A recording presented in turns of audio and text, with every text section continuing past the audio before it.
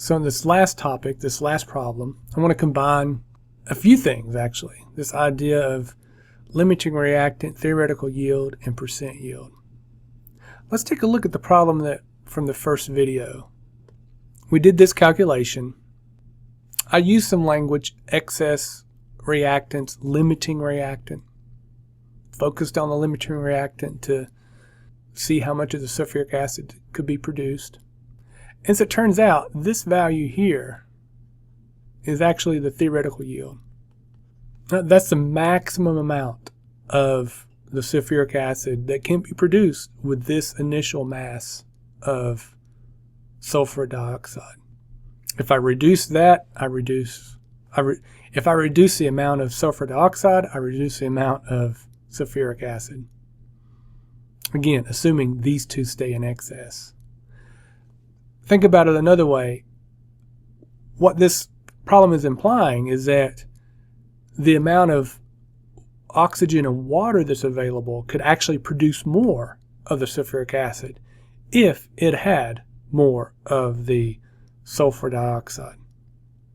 So the excess one could actually produce more than the limiting reactant. Keep that in mind, and I'm just going to repeat that as we do this calculation. So what we have here is, well, it's a reaction for the production of iron. And we're starting out with this 185 grams of this. This is iron 3 oxide. We have 95.3 grams of the carbon monoxide. And then we yield 87.4 grams of the iron. Now this issue of limiting reactant and theoretical yield really only concerns ourselves with that data. It's going to be, well, information from this will be used, but the percent yield, this is where we'll pick up the mass of the iron that's produced. So first off, in green, let's deal with these two topics. Now, as of right now, we don't know which one the limiting reactant is. But again, think about this. The limiting reactant is the one that produces a smaller amount of the product. Well, what I need to do now is actually run this calculation, not just for one of the reactants, but for both of the reactants to see which one produces the smallest amount. So the limiting reactant is going to produce the smallest theoretical yield. I'm going to need a couple pieces of information here. I'm going to need the molar mass of the iron 3 oxide and the molar mass of the carbon monoxide. So let's just sort of write that in here. So basically, I have all the data that I need right here for my calculation. Like I said, we're going to do two different calculations here. One for the iron 3 oxide and one for the carbon monoxide. Let's do this one first. What's the data? It's 185 grams. This is going to be a mass-to-mass conversion, so 1, 2, 3 steps. It's going to look identical to this setup except for using the numbers associated with this problem. So let's just go ahead and do that. There we go. When in doubt, first thing to do, convert to moles. Going from mass to mole here, then what's going to happen is I need to divide by the molar mass of my reactant.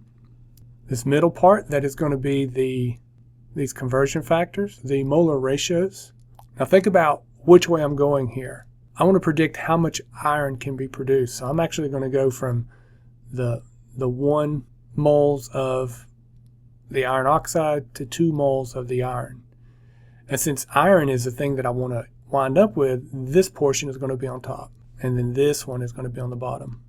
Now, if I ran through the calculation as I see it now, grams and grams are going to cancel out because I'm dividing by that. Moles and moles of the iron oxide cancel out because I'm dividing by that. And then I would multiply by that, of course. But then notice the units here. 2 moles of the iron, I should say the mole of the iron is the unit that's left over here. Right? And I want to go to, a certain amount of grams of the iron. Well, just like we saw for the reactants, then we will also need to know the molar mass of the iron, which is 55.85 grams per mole. And that's going to go in here. I will want to multiply by that because that puts that portion of the conversion factor with mole on the bottom, and it allows me to cancel my moles out. And then that's my final mathematical step here too. So 185 divided by this, multiplied by 2, multiplied by that. And it gives me a value of 129 grams. And I'm not going to write this in here, I'll just state it. This would be the theoretical yield of the iron that can be produced if all of the 185 reacts. Now, I don't know if that's the case because I don't know how much iron can be produced with the carbon monoxide that's available. Let's find out. It's going to have a very similar look to it. Since I'm dealing with carbon monoxide, I will use its molar mass here. Since I'm going from 3 moles of carbon monoxide to 2 moles of the iron, then that's my molar ratio that I'm going to use here. Again, how do I know that I'm dividing by 3 and multiplying by 2 here? Well, because I'm starting with carbon monoxide, and so this portion needs to go on the bottom, so that can cancel out. And then the first step also gets that. Just like up here, moles to grams with the iron. So I'm going to multiply by the molar mass of the iron. Run through all that, and I get 127 grams of iron here. Okay, now I have 2 numbers to compare with each other. What did I say a minute ago? I said the one that produces the smallest yield is the theoretical yield. So let's mark that. So this is our theoretical yield. And that smallest theoretical yield means that the CO is a limiting reactant. Again, just like back here, the way this is set up, this has a certain amount and this is an excess. All of this gets consumed, we stop producing of this, but there's still plenty of that left. Here, the carbon monoxide gets used up first.